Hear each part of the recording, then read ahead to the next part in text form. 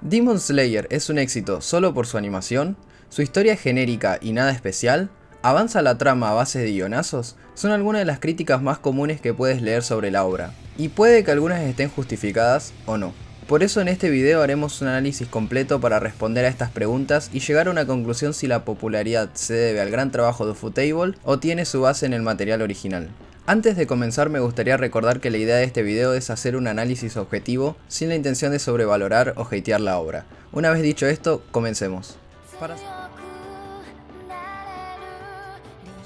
Para sorpresa de nadie, Kimetsu no Yaiba es uno de los animes más populares en los últimos años. La serialización de su manga comenzó el 15 de febrero de 2016, en la Weekly Shonen Jump, concluyendo 4 años más tarde el 15 de mayo de 2020. Hasta antes del comienzo de su anime, el cual se estrenó en 2019, se habían vendido 3.5 millones de copias en total. Luego de la gran fama lograda por su primera temporada, solo 5 meses después del estreno, ya había vendido más de 12 millones de ejemplares, convirtiéndose así en el manga más vendido de 2019 en Japón, superando a One Piece, algo que no ocurría desde hacía 10 años. Este fenómeno no se detuvo allí, sino que solo era el comienzo. A día de hoy cuenta con más de 150 millones de copias vendidas. Posee el récord de la película de anime más taquillera de la historia con una recaudación de más de 500 millones de dólares, superando a obras maestras como Your Name o El viaje de Chihiro. El anime actualmente cuenta con 4 temporadas y finalizará su adaptación del material original con una trilogía de películas. Creo que es innegable y algo que está fuera de discusión que su animación es simplemente increíble. Ufotable elevó el estándar del shonen moderno con un nivel de coreografía, detalle, dinamismo y estilo visual que rara vez se ven en un anime que no sea una película. Desde el ya mítico episodio 19 de la primera temporada, la batalla de Tanjiro y Nezuko contra Rui, una luna inferior, el anime dejó en claro que no venía a competir, venía a dominar visualmente. Ese episodio se volvió viral en redes sociales, incluso entre personas que no seguían al anime, porque parecía más una película que un episodio. Pero lo más importante es que fue el punto de inflexión que disparó la popularidad de la obra. Y lo más sorprendente es que no fue un caso aislado. En la segunda temporada, el arco del Distrito Rojo nos dio la espectacular batalla de Tanjiro y Tengen contra Gyutaro y Daki, una coreografía que parecía imposible de superar. Velocidad, planos imposibles, efectos especiales como el fuego y la sangre combinados con 3D y una dirección de arte impecable. Otro combate a destacar en este apartado es el de la temporada 3, entre el protagonista y la luna superior número 4 en la aldea de los herreros, donde los constantes cambios de forma del demonio, la entrada de Genya y la transformación de Nezuko fueron animados con una calidad sobresaliente. Y más recientemente en la temporada 4, en el episodio final con la irrupción de Muzan y la caída en el castillo infinito, es un despliegue visual impactante.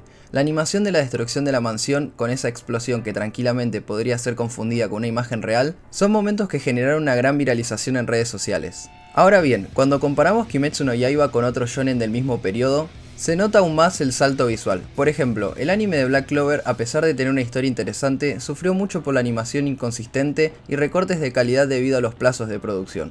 My Hero Academy tiene momentos espectaculares, pero también otros donde el arte y el movimiento bajan muchísimo. Incluso obras populares como One Piece, antes de su nueva era con Wano, fueron constantemente criticados por su animación y excesivo relleno en escenas. Ahí es donde Ufotable marcó la diferencia, nunca bajaron el nivel, cada episodio se siente como un producto premium. Esto hizo que el anime no solo captara al público habitual del shonen, sino también a muchos espectadores casuales que fueron arrastrados por el atractivo visual. La animación fue el gancho que convirtió una historia ya efectiva en un fenómeno global. Sin esa presentación tan cuidada, Kimetsu no Yaiba probablemente no habría multiplicado sus ventas de manga ni captado una audiencia tan amplia. Antes de continuar con el análisis del desarrollo de la historia, quería tomarme un momento para agradecerles ya que hemos alcanzado los 100 suscriptores. De verdad muchas gracias a todos los que se han suscrito y dejado su like. Si aún no lo has hecho, te invito a hacerlo para que no te pierdas más contenido como este y puedas apoyar al canal. Ahora sí, continuamos.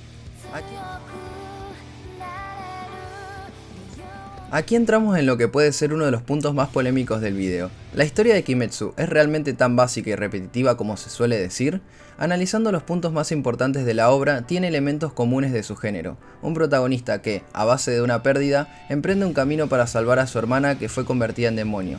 La premisa de por sí puede ser simple, pero para mi criterio funciona porque puede ser atractiva para la mayoría de las personas. Es simple, directa y emocionalmente efectiva. Desde el principio entendemos lo que está en juego, y eso permite que cualquiera se enganche sin la necesidad de tener un lore hiper complejo. Rápidamente se nos explica el origen de los demonios, la jerarquía de las lunas superiores y el rol de los cazadores. Es accesible, claro y sin complicaciones innecesarias. La construcción de su mundo es muy bien explicada desde el comienzo del anime, y nos permite saber lo necesario para no sentirnos perdidos mientras avanzamos con la historia. Sabemos que Muzan es el primer demonio que ha existido, y tiene la capacidad de convertir a los demonios en humanos. Aquellos quienes soporten su sangre y sean fuertes son sus lunas, las cuales sirven como una especie de guardias. Además, ya se nos menciona que está en busca de la inmunidad al sol. Sin embargo, si pasamos al desarrollo de los villanos, el panorama cambia. Muzan Kibutsuji, el gran antagonista, carece de una profundidad real, su motivación es la supervivencia absoluta. Quiere volverse inmortal y caminar bajo el sol, pero más allá de eso no tiene una ideología fuerte ni una meta con la cual empatizar, es simplemente malvado, arrogante y controlador. Si lo comparamos con otros villanos como Pain, Meruem o incluso Shigaraki, todos ellos poseen una construcción que nos permite entenderlos, incluso si no estamos de acuerdo con sus métodos. Con Muzan no hay ese nivel de complejidad, es una amenaza, sí, pero no un personaje memorable por su desarrollo. Eso también ocurre con las lunas superiores 4 y 5, su derrota viene acompañada de flashbacks que intentan generar empatía, pero no siempre logran profundizar en su rol como antagonistas, a menudo aparecen, pelean y desaparecen, no dejan huella más allá de lo visual.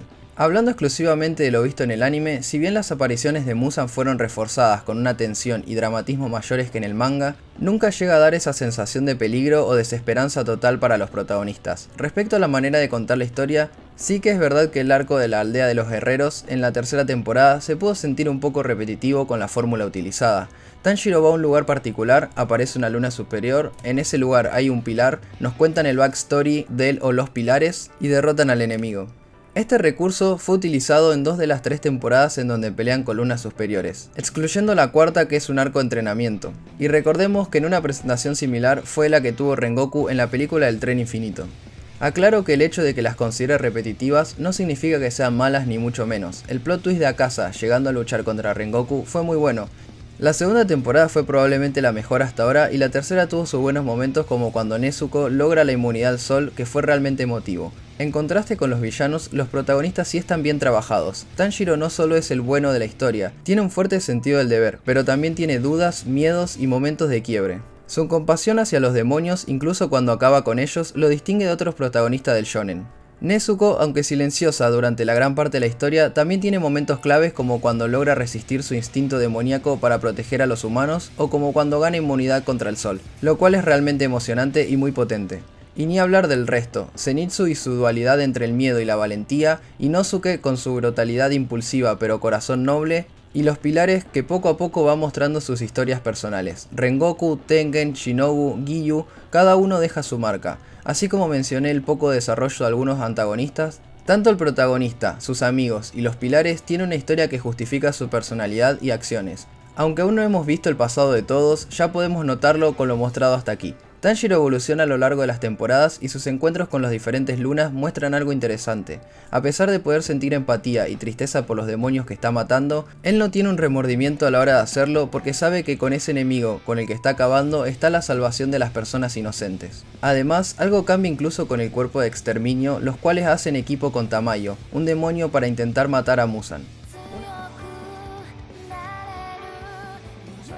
Una de las escenas más comentadas en su momento fue el power-up de Nezuko en su pelea contra Daki. Visualmente fue impactante por su nuevo diseño, más similar al de un demonio como tal, además de ser muy potente ver a Nezuko perder el control y desatar un poder abrumador. Pero si lo analizamos desde la lógica interna de la historia, no hay una construcción previa clara que justifique esa transformación tan repentina. Hasta ese momento sabíamos que Nezuko era especial por mantener su humanidad, pero no había pistas concretas de que pudiera regenerarse al nivel de una luna superior. Esto hace que su intervención se sienta más como un recurso necesario para nivelar la pelea que como el desarrollo natural del personaje. No es algo que arruine el momento o perjudica la trama, pero sí es un ejemplo de cómo a veces, para favorecer a la espectacularidad, se deja de lado la coherencia de lo construido anteriormente. En el caso de la inmunidad al sol es un punto aún más polémico, que Nezuko, que entre todos los demonios creados por Muzan a lo largo de los siglos sea la primera y única en sobrevivir a la luz del sol, es narrativamente una decisión muy pero muy conveniente. No hay una construcción que justifique esto más allá de frases sueltas que mencionan que Nezuko es diferente. Por supuesto, esto genera un conflicto interesante con Muzan, quien ahora la ve como la clave de su objetivo, pero también plantea dudas de por qué justo ella. Sin haber consumido humanos alcanza esta habilidad, un punto que suelen mencionar mencionar las personas que defienden el sentido de esta inmunidad es que así como Tanjiro puede utilizar la respiración solar, su hermana podría tener su justificación basada en que proviene del mismo poder y se manifiesta de esa manera ya que ella es un demonio. Personalmente creo que es intentar justificar demasiado algo que claramente no tiene lógica detrás. La escena está cargada de emoción y tiene peso dentro de la trama, pero se siente más como un recurso para mover la historia que para la evolución lógica del personaje. Por último está la cuestión de Tanjiro utilizando la danza del dios del fuego, una técnica poderosa que aprende simplemente recordando cómo su padre la bailaba. Esa revelación ocurre en un momento límite, donde Tanjiro está completamente superado por el enemigo.